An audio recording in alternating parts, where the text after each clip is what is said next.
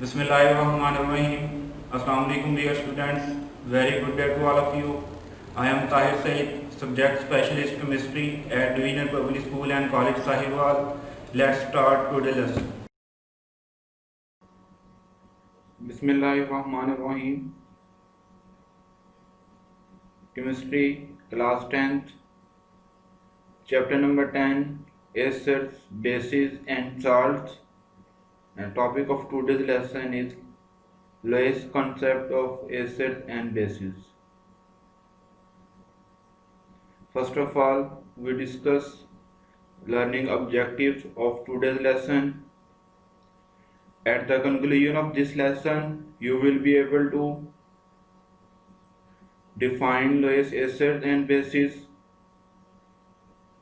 define adduct, understand different examples of Lewis acids and bases, then come towards previous knowledge. In previous lessons,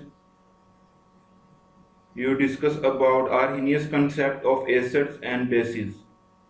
According to this concept, acid can be defined as acid is a substance which dissociate in aqueous solution to give hydrogen ion.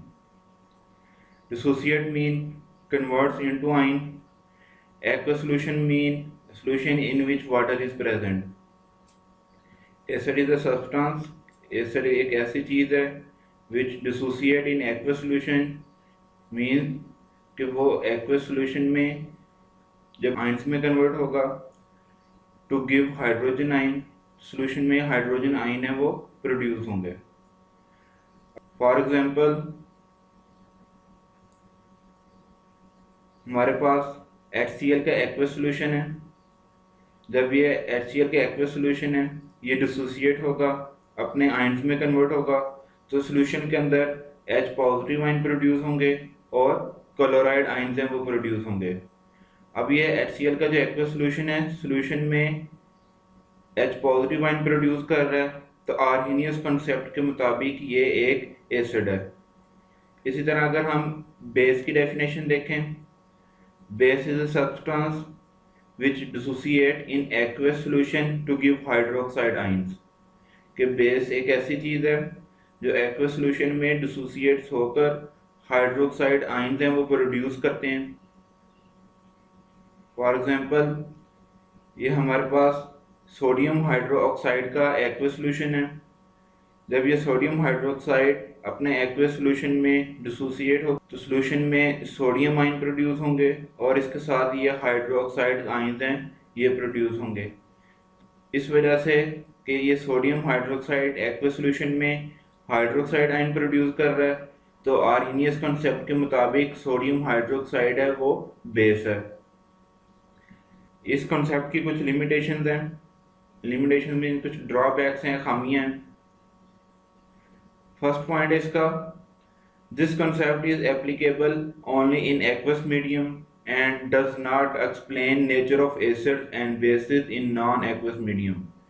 कि ये concept है सिर्फ aqueous medium है उसके लिए applicable है, non aqueous medium के लिए एप्लीकेबल नहीं है. नॉन एक्वस मीडियम मीन्स ऐसा सॉल्यूशन जिसमें वाटर इन्वॉल्व ना हो, वाटर ऐड ना हो. तो उस सॉल्यूशन में जिसमें वाटर नहीं है उसमें हम उसको कैसे डिफरेंशिएट कर सकते हैं कि एसिड कौन है, बेस कौन है. तो आर्हेनियस कॉन्सेप्ट के अकॉर्डिंग हमें ये पता नहीं चल सकता. सेकंड पॉइंट इसका, according to this concept acids and bases are only those compounds which contain H positive and OH negative ions. इस कॉन्सेप्ट के मुताबिक एसिड वो होगा जो H पॉजिटिव आयन प्रोड्यूस करेगा, जबकि बेस वो होगा जो OH नेगेटिव आयन है वो प्रोड्यूस करेगा. Respectively it can not explain the nature of compounds like CO2 and NH3 etcetera which are acid and base respectively. इसी तरह इस कंसेप्ट के मुताबिक कार्बन डाइऑक्साइड है ये एसिड नहीं है, लेकिन हकीकत में इसकी जो प्रॉपर्टीज़ हैं वो एसिडिक है. अब आर्हेनियस कॉन्सेप्ट के मुताबिक ये एसिड क्यों नहीं है, इसमें ये हाइड्रोजन नहीं है. हाइड्रोजन नहीं है तो ये एक्वस सॉल्यूशन में हाइड्रोजन आइन है वो प्रोड्यूस नहीं कर सकता। तो आर्हेनियस कंसेप्ट के मुताबिक ये एसिडिक इन नेचर नहीं है। इसी तरह ये अमोनिया ये एक्वस सॉल्यूशन में OH नेगेटिव आइन प्रोड्यूस नहीं कर सकता। तो ये आर्हेनियस कंसेप्ट के मुताबिक ये बेस नहीं है, लेकिन इसकी जो प्रॉपर्टीज़ हैं वो बेसिक इन नेचर है। तो आर्हेनियस है वो इस पॉइंट को एक्सप्लेन नहीं कर सका। नेक्स्ट कॉन्सेप्ट है वो भी आपने प्रीवियस लेसन में इसको डिस्कस किया। वो कॉन्सेप्ट था Brønsted lorry concept. Brønsted and लोरी ये टू अलग-अलग साइंटिस्ट थे जिन्होंने अपना सेपरेट काम किया एसिड बेस थ्योरी के ऊपर। अगर हम ब्रॉन्स्टन को देखें तो ये ब्रॉन्स्टन की जो डेट ऑफ बर्थ है वो 1879 थी और इसकी जो डेट ऑफ डेथ है वो 1947। इसी तरह लोरी की जो डेट ऑफ बर्थ है वो 1874 है और इसकी जो डेट ऑफ डेथ है वो 1936 है। Both independently developed Bronston-Lowry theory of acid and bases. According to Bronston-Lowry concept, acid is a substance that can donate a proton to another substance. कि acid एक ऐसा substance है that can donate a proton. Proton mean hydrogen पे जब positive charge आता है उसको proton कहा जाता है। Acid is a substance that can donate a proton to another substance के एक ऐसी चीज़ है जो किसी दूसरे सब्सटेंस को हाइड्रोजन आइन या प्रोटॉन डोनेट कर सके।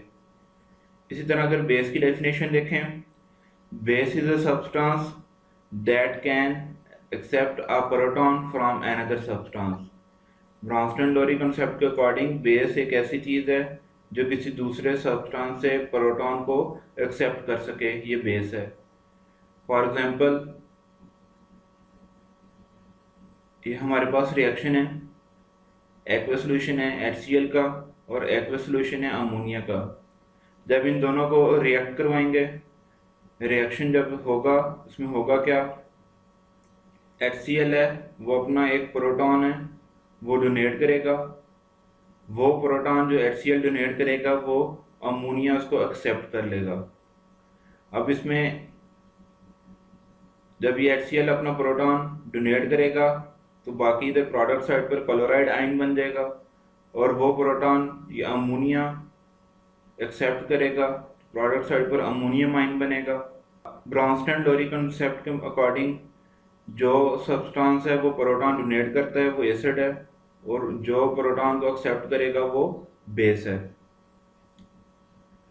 इस कंसेप्ट की भी कुछ लिमिटेशंस हैं।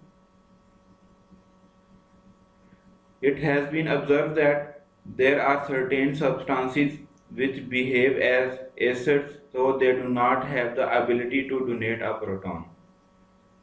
देखा गया है कि कुछ सब्सटेंसेस ऐसे हैं जो एसिड के तौर पर एक्ट करते हैं लेकिन वो प्रोटॉन को डोनेट नहीं कर सकते। For example sulphur trioxide. अब इसमें हाइड्रोजन नहीं है, सल्फर ट्राइऑक्साइड में, तो ये प्रोटॉन को डोनेट नहीं कर सकता। अगर ये प्रोटॉन को डोनेट नहीं करेगा तो ब्रॉन्स्टन-लोरी कॉन्सेप्ट के अकॉर्डिंग ये एसिड नहीं है, लेकिन इसकी जो प्रॉपर्टीज हैं वो एसिडिक इन नेचर है।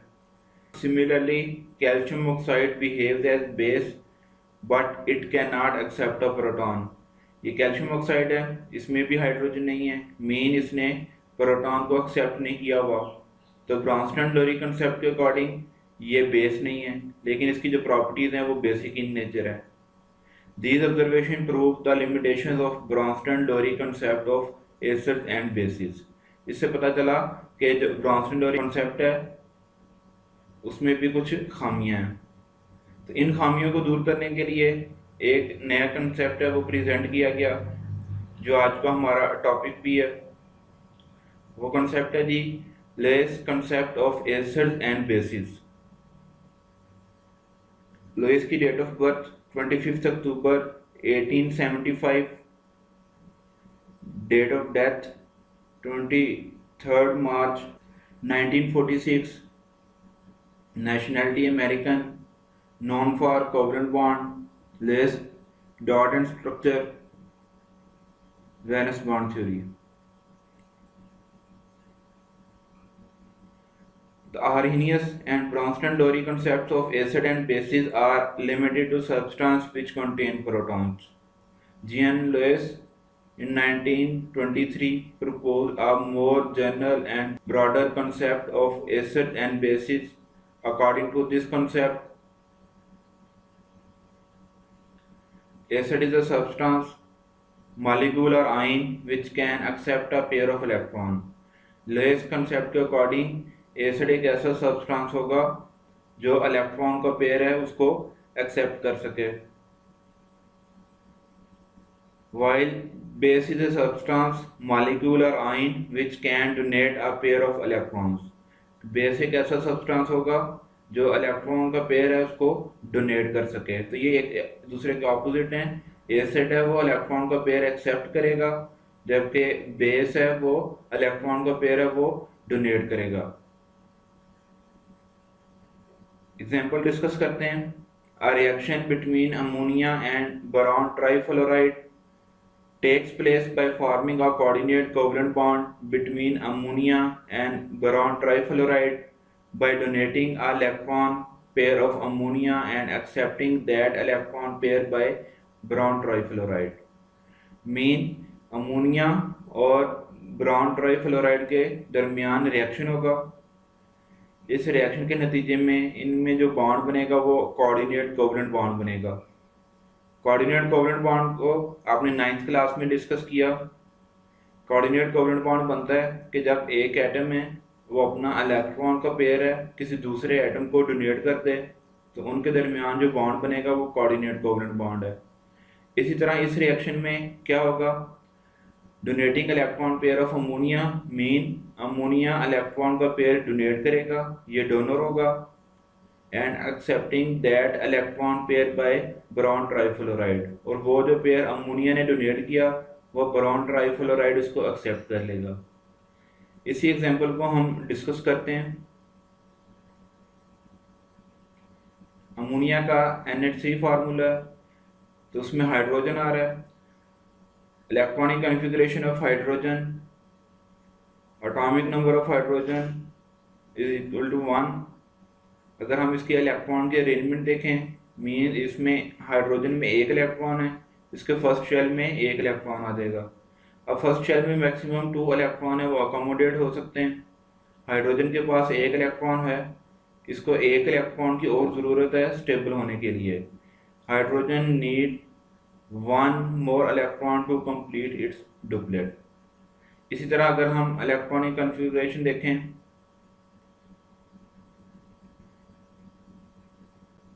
Electronic configuration of boron, atomic number of boron 5, arrangement देखें, फर्स्ट शेल में 2 इलेक्ट्रॉन है और सेकंड शेल में इसके 3 इलेक्ट्रॉन है।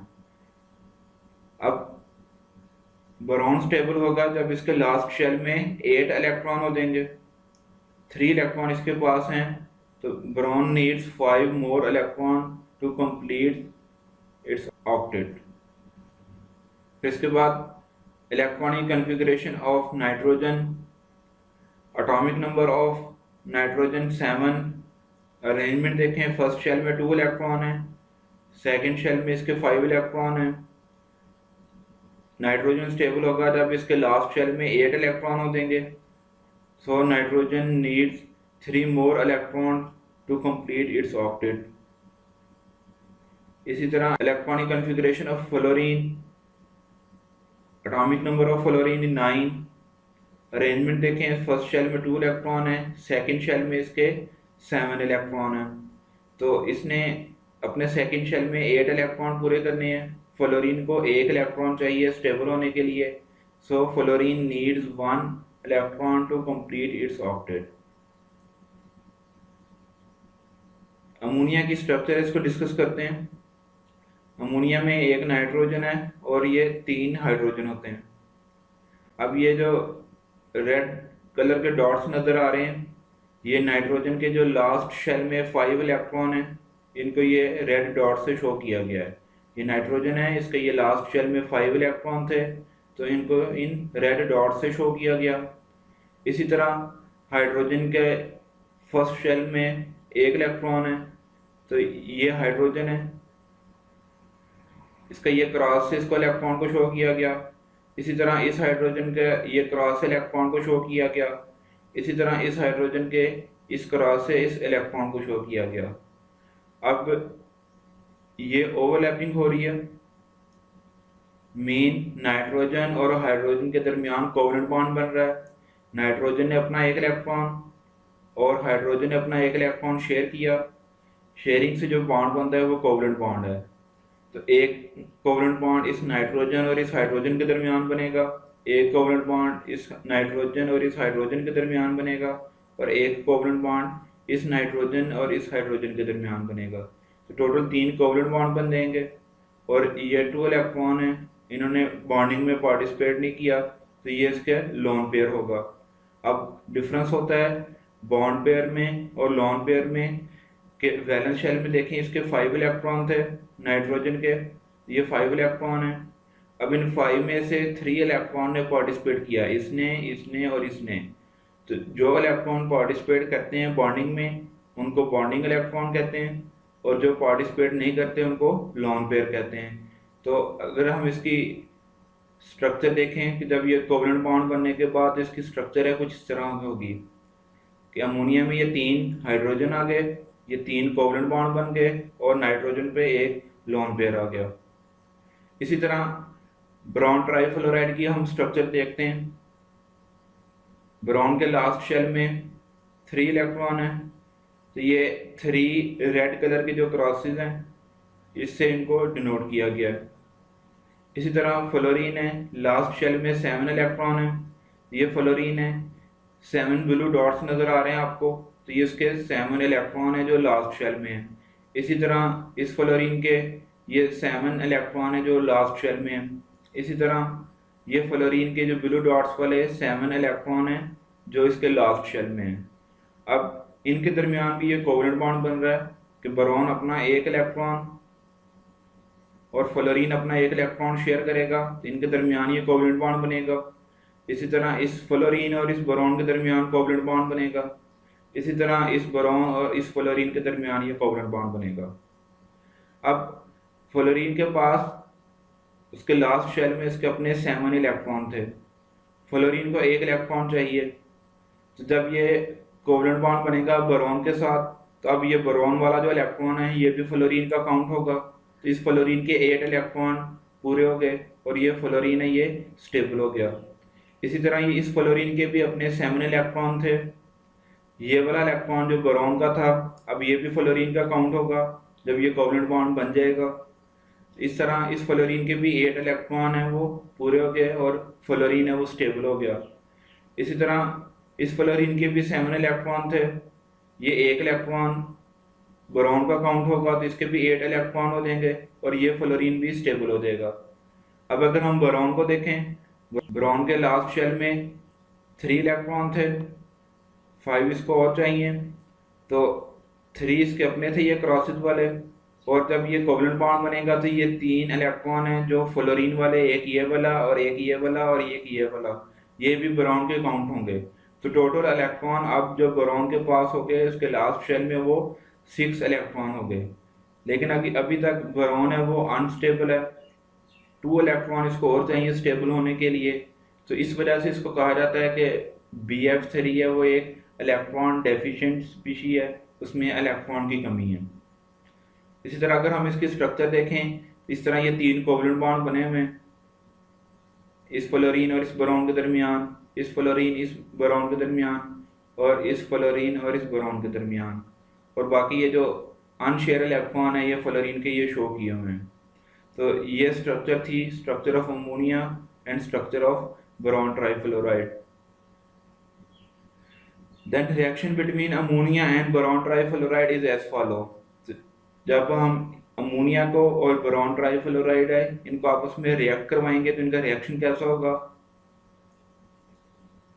अब देखें ये अमोनिया में जो नाइट्रोजन है इसके पास एक लोन पेयर था जो एक्स्ट्रा है, जबकि बोरॉन ट्राइफ्लोराइड है ये हमने इधर देखा कि ये इलेक्ट्रॉन डेफिशिएंट है, इसमें 2 इलेक्ट्रॉन की अकोमोडेशन है वो की जा सकती है।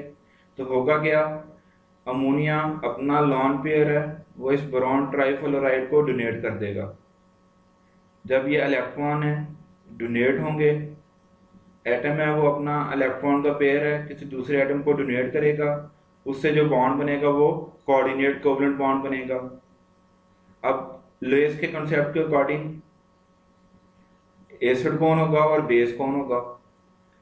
अब ये अमोनिया इलेक्ट्रॉन का पेयर डोनेट कर रहा है, तो लुईस कंसेप्ट के अकॉर्डिंग जो सब्सटेंस इलेक्ट्रॉन को पेयर को डोनेट करता है वो लुईस बेस है और इसको डोनर कहा जाता है, और जो सब्सटेंस इलेक्ट्रॉन के पेयर को एक्सेप्ट करेगा वो लुईस एसिड होगा और इसको एक्सेप्टर कहा जाता है, और ये कोऑर्डिनेट कोवलेंट बॉन्ड फॉर्म हो गया।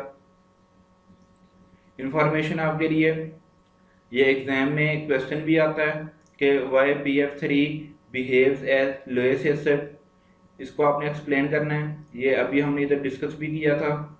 BF3 is an electron deficient because there are 6 electron in outermost shell of boron, के बोरॉन है या BF3 है वो इलेक्ट्रॉन डेफिशिएंट है। क्यों? कि बोरॉन के जो लास्ट शेल में 6 इलेक्ट्रॉन है and it needs further 2 electron to complete its octet, और इसको भी मजीद 2 इलेक्ट्रॉन की ज़रूरत है अपना ऑक्टेट कंप्लीट करने के लिए। इस वजह से ये एक इलेक्ट्रॉन डेफिशिएंट स्पीशी है। इसी तरह हम रिएक्शन डिस्कस करेंगे, reaction between H positive and NH3। H positive mean hydrogen में जो एक इलेक्ट्रॉन है अगर हम उसको भी रिमूव कर दें तो हाइड्रोजन पे जो चार्ज आएगा वो पॉजिटिव आएगा। और अमोनिया हम इसकी स्ट्रक्चर को डिस्कस कर चुके हैं। रिएक्शन डिस्कस करते हैं। ये अमोनिया, इसमें ये नाइट्रोजन पे लॉन पेयर है, ये हाइड्रोजन है, इसका फर्स्ट शेल एम्प्टी है, मीन इसमें 2 इलेक्ट्रॉन को अकोमोडेट किया जा सकता है। होगा क्या, अमोनिया अपना लॉन पेयर है इस H पॉजिटिव को डोनेट कर देगा। जब ये H पॉजिटिव को डोनेट करेगा तो इनके दरमियान जो बॉन्ड बनेगा वो कोऑर्डिनेट कोवलेंट बॉन्ड बनेगा। अब लुईस कंसेप्ट के अकॉर्डिंग अमोनिया अपना लॉन पेयर डोनेट कर रहा है तो ये अमोनिया लुईस बेस है, और जबकि H पॉजिटिव है वो इलेक्ट्रॉन को पेयर को एक्सेप्ट कर रहा है तो वो लुईस एसिड है। लुईस बेस और लुईस एसिड जब रिएक्ट करते हैं तो प्रोडक्ट साइड पर एक सिंगल स्पीशी बनती है जिसको एडक्ट का नाम दिया जाता है। तो एग्जाम में एडक्ट की डेफिनेशन भी पूछी जाती है, तो हम एडक्ट की डेफिनेशन है वो इस कुछ इस तरह कर सकते हैं। The product of any Lewis acid base reaction in a single species called an adduct, के लुईस एसिड बेस रिएक्शन की जो प्रोडक्ट है जो एक सिंगल स्पीशी है उसको एडक्ट कहा जाता है। So, a neutralization reaction according to Lewis concept is donation of and acceptance of electron pair to form coordinate covalent bond in an adduct। तो Lewis concept के अकॉर्डिंग जो न्यूट्रलाइजेशन रिएक्शन होगा वो क्या होगा कि इस रिएक्शन में लुईस एसिड और बेस है वो रिएक्ट करेंगे, इलेक्ट्रॉन की डोनेशन होगी और इलेक्ट्रॉन की एक्सेप्टेंस होगी, कोऑर्डिनेट कोवलेंट बॉन्ड बनेगा और प्रोडक्ट साइड पर एडक्ट है वो बन जाएगी। Acids are electron pair acceptor while bases are electron pair donors. Acid क्या हैं जो इलेक्ट्रॉन के पेयर को एक्सेप्ट कर सकते हैं और बेस क्या हैं जो इलेक्ट्रॉन के पेयर को डोनेट करते हैं। Thus it is evident that, इससे हमें पता चला, substance which has unshared pair of electron can act as Lewis base, कि वो सब्सटेंस जिनमें अनशेयर इलेक्ट्रॉन है मीन जिसमें लॉन पेयर हैं तो वो लुईस बेस के तौर पर एक्ट कर सकते हैं। While a substance which has an empty orbital that can accommodate a pair of electron act as Lewis acid, वो सब्सटेंस जिनके ऑर्बिटल्स हैं वो एम्प्टी हैं या वो इलेक्ट्रॉन को अकोमोडेट कर सकें वो लुईस एसिड के तौर पर एक्ट करते हैं। कुछ एग्जांपल्स डिस्कस करते हैं लुईस एसिड्स और बेसिस की। First of all examples of Lewis acids, molecules in which central atom has incomplete octet, कि वो मॉलिक्यूल जिसमें इनके सेंट्रल एटम है उनका जो ऑक्टेट है वो इनकम्प्लीट है। For example in BF3, AlCl3, FeCl3। BF3 mean boron trifluoride, AlCl3 mean aluminium chloride, FeCl3 mean ferric chloride. The central atom has only 6 electrons around them. इनके central atom में उसमें last shell में इनके 6 electron है। Mean BF3 का जो central atom है वो बोरॉन है, इसके लास्ट शेल में 6 इलेक्ट्रॉन है। एल्यूमिनियम क्लोराइड का जो सेंट्रल एटम है वो एल्यूमिनियम है, इसके लास्ट शेल में 6 इलेक्ट्रॉन है। इसी तरह फेरस क्लोराइड है, इसका जो सेंट्रल एटम है वो आयरन है, जिसके लास्ट शेल में 6 इलेक्ट्रॉन है। Therefore they can accept a electron pair। इस तरह इनमें इलेक्ट्रॉन की डेफिशिएंसी है, तो ये इलेक्ट्रॉन का पेयर एक्सेप्ट कर सकते हैं, और जब ये इलेक्ट्रॉन का पेयर एक्सेप्ट करेंगे तो ये लोएस्ट एसिड इनको कहा जाएगा। इसी तरह simple cations can act as Lewis acids. Simple cation mean कि जिनके ऊपर पॉजिटिव चार्ज है, पॉजिटिव चार्ज है वो शो करता है कि इलेक्ट्रॉन की डेफिशिएंसी है, तो कैटाइन है वो लोएस्ट एसिड के तौर पर एक्ट करते हैं। All cations can act as Lewis acids since they are deficient in electron. However, cations such as Na positive, Ka positive, Ca2 positive ions etc. have very little tendency to accept electron. कि cation जैसे sodium का cation है, potassium का cation है और calcium का cation है, इनकी टेंडेंसी है वो कम है कि वो इलेक्ट्रॉन को इतना जल्दी एक्सेप्ट नहीं कर सकते। While cations like H positive, Ag positive ions etc. have greater electron accepting tendency, therefore act as Lewis acid। इस तरह ये हाइड्रोजन और सिल्वर आयन की जो टेंडेंसी है वो ज़्यादा है कि वो ज़्यादा जल्दी इलेक्ट्रॉन के पेयर को एक्सेप्ट कर सकते हैं और वो लेस एसिड्स के तौर पर एक्ट करेंगे। तो ओवरऑल पता चला कि जो भी कैटाइन है वो लोएस्ट एसिड के तौर पर एक्ट करते हैं।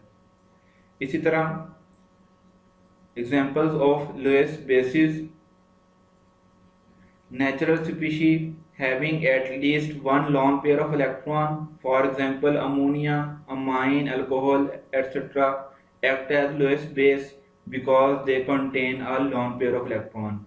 कि ये सब्सटेंस अमोनिया, अमाइन, अल्कोहल इन पे लॉन पेयर होता है, लॉन पेयर होने की वजह से ये बेस के तौर पर एक्ट करेंगे। हम ये फार्मूलाज देखते हैं। अमोनिया में नाइट्रोजन पे लॉन पेयर है, अमाइन में भी एक लॉन पेयर है, जबकि अल्कोहल में जो ऑक्सीजन है इसके ऊपर 2 लॉन पेयर हैं। इस वजह से यह लोएस्ट बेस के तौर पर एक्ट करेंगे। इसी तरह negative charge species are anions, for example chloride, cyanide, hydroxide ions etcetera act as Lewis base. कि वो सब्सटेंस जिनके ऊपर नेगेटिव चार्ज है वो लोएस्ट बेस के तौर पर एक्ट करेंगे। फॉर एग्जांपल ये साइनाइड है, इसके ऊपर ये नेगेटिव चार्ज है।